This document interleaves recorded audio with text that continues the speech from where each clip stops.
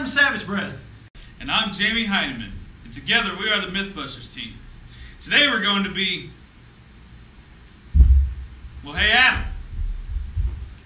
Where'd you go, man?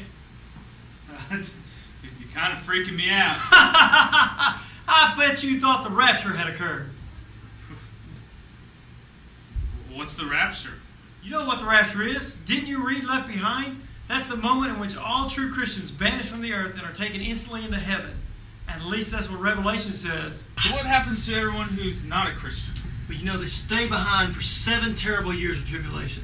There's famine, there's drought, there's war, there's bugs. You know, that kind of sounds like my college years. And you know what? That brings us to this week's challenge. Try to imagine millions of Christians disappearing from the earth about the same time. What would happen? Well, there would be massive car wrecks, planes falling from the sky, a lot of confused people, and probably churches that are empty, I would hope. Well, have you ever thought about what would happen to the earth itself? Well, what do you mean? Well, there's been a lot of talk recently about global warming and what might happen to the earth if the climate kept changing. You know, the average human being emits a lot of heat. So if you remove millions of people from the earth, perhaps the entire problem of global warming may be solved. So then we need to figure out how many people might disappear from the rapture, calculate the amount of heat that would be subtracted from the Earth's atmosphere, and then try to determine what impact would be on the Earth. So how do we figure out the number of Christians here on Earth? Well, I would start a Facebook group and call it, "Let's see how many Christians are on Facebook." No, that would take too long. We need to consult national census, talk to CNN, go to the United Nations, talk to the number of World Council of Churches. Or we could just Google it. Oh, good idea.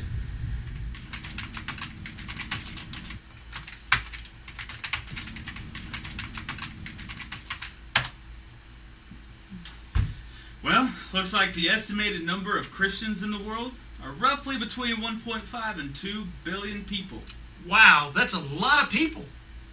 Yeah, but let's go with 1.5 because apparently only true Christians are raptured. And you know there's always some fakes in the crowd. Okay, so we'll assume for the sake of our experiment that 1.5 billion people will suddenly disappear from the earth. How much heat do 1.5 billion people make?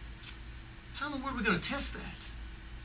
Well, let's measure the heat from one person, then multiply it by 1.5 billion, and that's how much heat will be removed from the earth. Sounds like a plan. Now we just need a volunteer. Hey guys, are you finished? I need to check my Facebook. Hey, Wes! Wes, we're asking you to wear this special hat for the next 24 hours. As you know, humans lose most of their body heat through their head. So we thought we'd measure the amount of that heat in your head. This is a BTU meter, and it measures BTUs, or British thermal units. This meter will record the heat loss through your head, and when you're done, we'll be able to calculate just how much less heat will be in the atmosphere after the rapture. Can I wear this in the shower?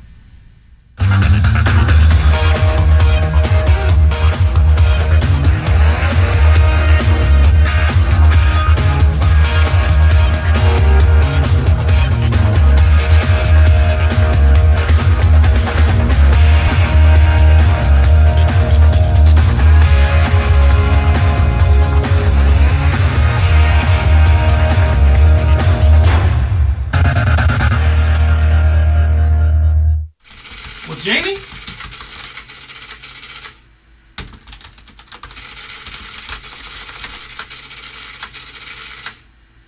Yes? How'd our experiment go?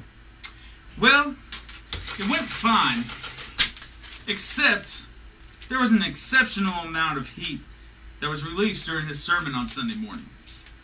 However, I think I managed to calculate that one human raises the core temperature of the Earth by 0.0000005 degrees. And if you multiply that number by 1.5 billion people,